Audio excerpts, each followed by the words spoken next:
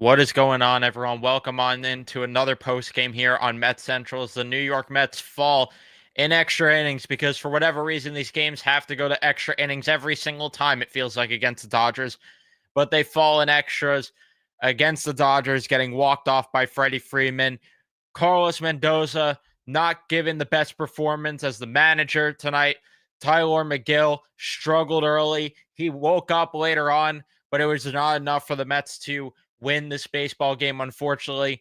We're going to talk about before we do. Leave a like on your way into the post-game show. Subscribe if you guys are new to the channel, especially if you're Met fans, and turn on your post notifications so you know when I upload or go live here on Met Central.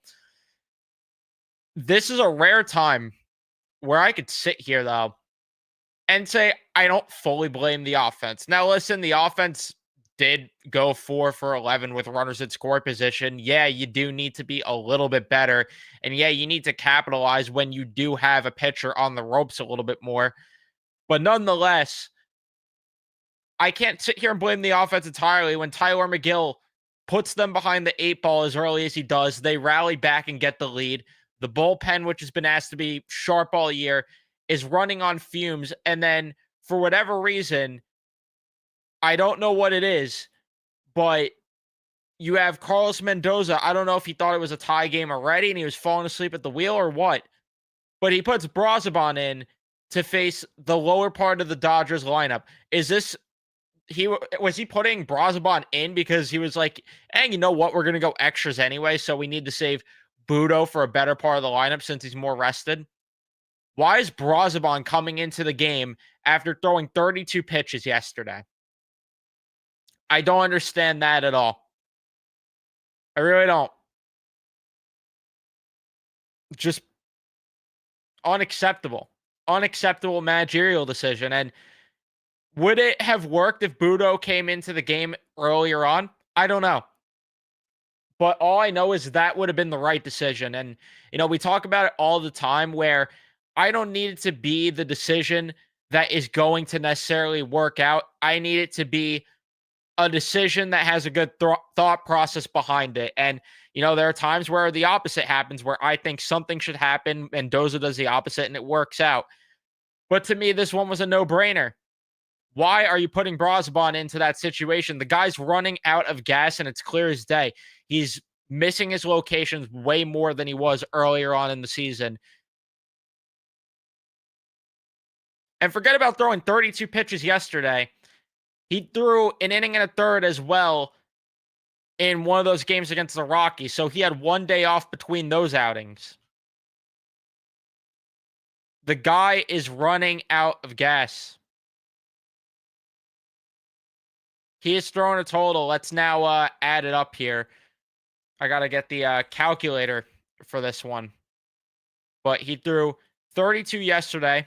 He threw 22 tonight. And then the other day he threw 18. So he's thrown 72 pitches in the span of, now he's thrown that many in the span of 4 days. Do you not see the problem here?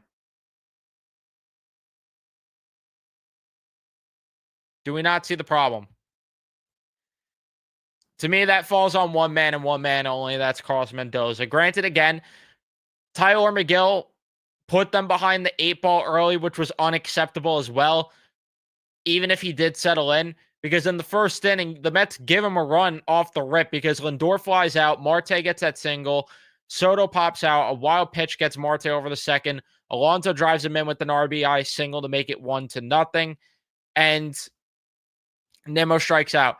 And then bottom of the first inning, he strikes out Ohtani, and then it just fastball after fastball after fastball to this type of lineup.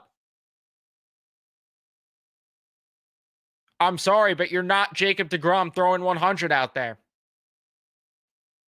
Throws it to Mookie Betts to get a single. Freddie Freeman. Hey, you know what? A changeup right in your wheelhouse for a double to tie the game up at 1. Walks Teoscar Hernandez after being in the count 2-2. The ground out from Will Smith made it 2-1. And then Max Muncy ends up hitting that home run, which made it 4-1. Have a four-seam high where you want it. And then Pages ends up grounding out there. Top of the second inning, the Mets had a couple of walks, but Mauricio, welcome back. He did not have a great day at all at the plate. I'm not going to kill him for it, but the third inning, I mean, again, the Mets give good offensive production here as Lindor gets a single, Marte grounds out, Soto ends up hitting his 11th home run of the season, tanking a pitch there to make it a 4-3 game. But just again, more of the same where it's like too much one and done with the offense, too much scoring here and there and not enough, spreading the love around with the offense. Just not enough of that. Because I made it 4-3. Juan Soto, I mean, he had a nice grab to help Tyler McGill in the bottom of the fourth on Will Smith. But then the fifth inning, the Mets end up making it a 5-4 game because McNeil lines out, Lindor walks, Marte hits into a fielder's choice, Soto pops out, Pete Alonso hits an RBI double with 2 outs to tie the game up at 4, and then Nimmo beats out a ground ball to get a single to make it 5-4. But again, you get Kershaw out of the game, and all of a sudden, they can't hit. They can't hit at all. And I get that the Dodgers have as good of a bullpen as they do, but you know what you're going to see in the postseason? You are going to see good bullpens, and in particularly this one potentially, which, by the way, has injuries. They're not throwing Michael Kopech at you. Evan Phillips won't be back, but they're not throwing Evan Phillips your way. That bullpen's got injuries there. Tanner Scott's not been sharp. And the offense, once Kershaw was out of the game, they gave you nothing. That's the other part of this that I'm not even, I didn't bring up at all. And then the bottom of the eighth, Reed Garrett showing guts, getting out of the jam that he worked himself into, allows a walk and a single back-to-back. You have a pass ball there, which puts him in scoring position, does not allow a run. Filthy sweeper, low to Will Smith, and all that for nothing. I mean, you got to double off of Jose Urania from McNeil, but do more damage. And then Anthony Bonda comes in. He's not having as good of a year as he did last year. And then Brazoban comes in, like I said before, one of the worst managerial decisions I've seen Mendoza make. Brazoban went on to strike out the next 3 batters, but you cannot have him pitch in this spot. If it went into extra innings, if Budo came in, blew the game, at that point, I'm blaming Budo and not Mendoza. And if that happened, then I would understand going to Brazoban next. Not there. Why are you going to Brazoban? Sucks that the bullpen was taxed, but that's what it is. Honestly, it really sucks that they couldn't give Waddell an extra inning with the top of the order coming up there for the Dodgers. It was the right decision, but it sucks that it was that situation that they couldn't, because it would have been nice to get 2 innings and then get Reed Garrett to just shut things down. But unfortunately, they were not in a spot to have that happen. And then Tanner Scott, I mean, he's playing with his food up there. A guy that I was talking about this team owning yesterday. Nope, not the case tonight. And then in the 10th inning, the bottom of the 10th, where's Brandon Nimmo going on that fly ball? Terrible pitch location by Budo. Where the hell is Brandon Nimmo going on that fly ball? Unreal. Unbelievable. It's unfortunate. It's just one of those losses that you really want back. You really want back because one managerial decision could have maybe changed the outcome of the game. The offense showing up against the bullpen maybe changes things. I don't know what you want me to tell you, though. I mean, this team, for whatever reason, just not getting it done against top-end pitching in that regard, which They did it yesterday against Tanner Scott, but can't get him twice, apparently, or the third time, I guess, but second night in a row.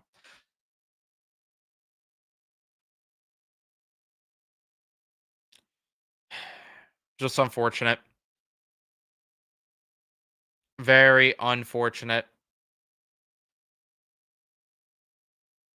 But it's a 4-game set, so rebound tomorrow.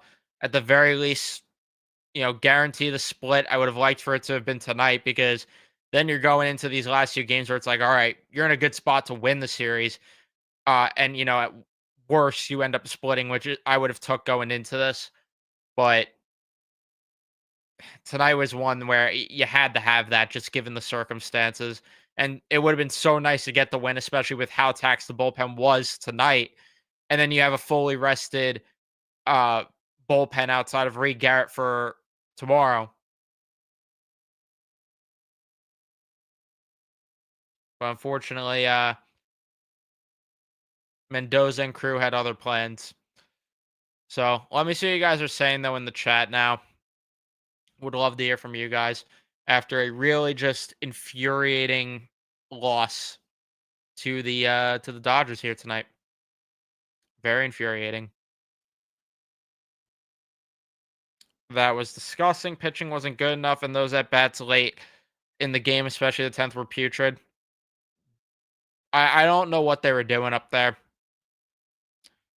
Anytime they have to face top elite pitching, it's just like no response there. Dead in the water.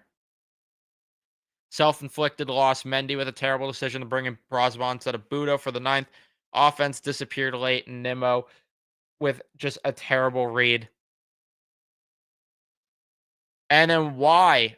I don't care that it worked out in terms of Marte getting a hit and or whatever. Why are we still putting Marte in the 2-hole?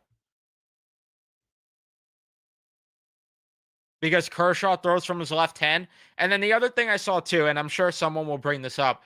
Well, Brandon Nimmo going in tonight was 0 for 9 against Kershaw. So that's why. And to that, I say, why is he in the lineup at all then? If that's a concern, why is he in the lineup? Why would you have an automatic out then in your lineup in general? Forget about it at the top of the order. If he's really that bad against Kershaw, sit him then. They've done that before for him this year. They've sat him a good amount of times. Sit him if it's that much of a concern.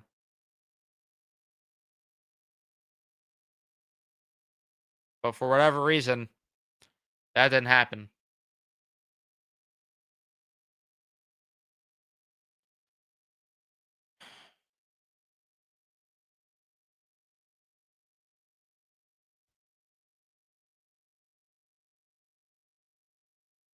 They go with a horrible start, but beautiful job getting through the rest of the innings. And it was huge for him to get those innings. But I mean, that's the other thing too. I mean, if he just was half better in that first inning, he's giving you 7 innings, and that drastically improves your odds at winning this game because of how taxed the pen was.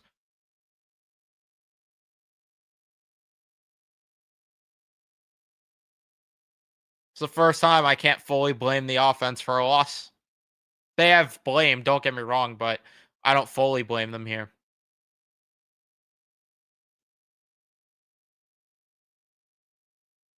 And I agree with this too, Cats, entirely that they shoot themselves in the foot all the time, and that's why they lose games.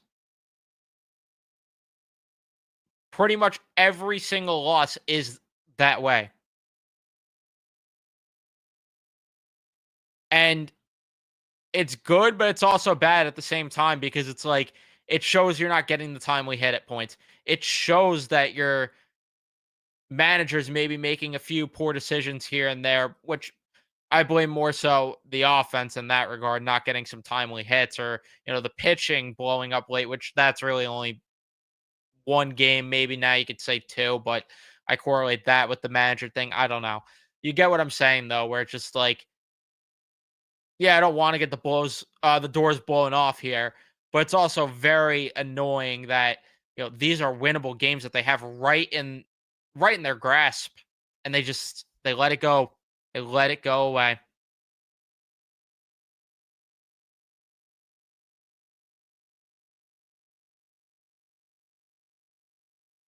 You can't blame Budo for this the way his outing went, to be honest with you.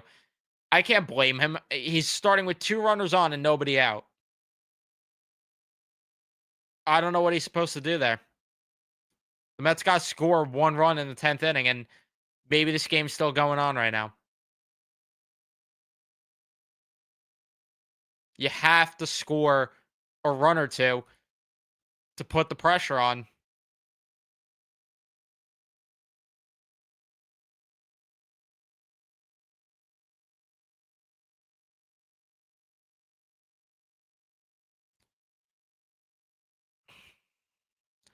The bullpen needs improvement,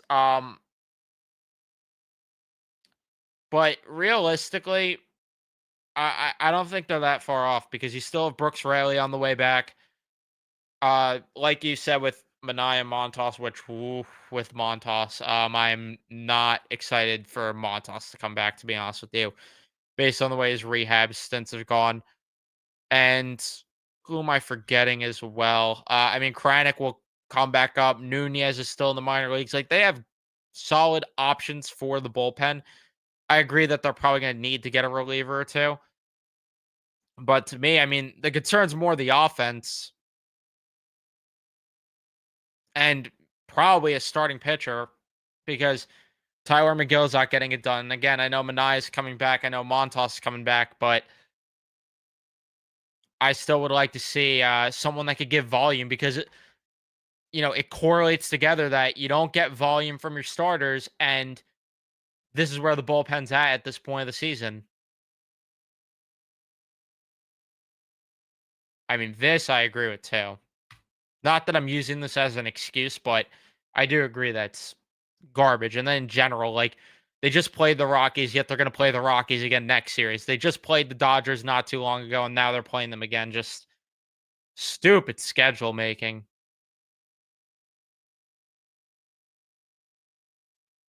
All right. I'm going to wrap things up here. Thank you, everyone, for tuning in and watching. Leave a like if you enjoyed, subscribe, turn on your notifications so you know when I upload or go live, and I'll see you guys in the next one.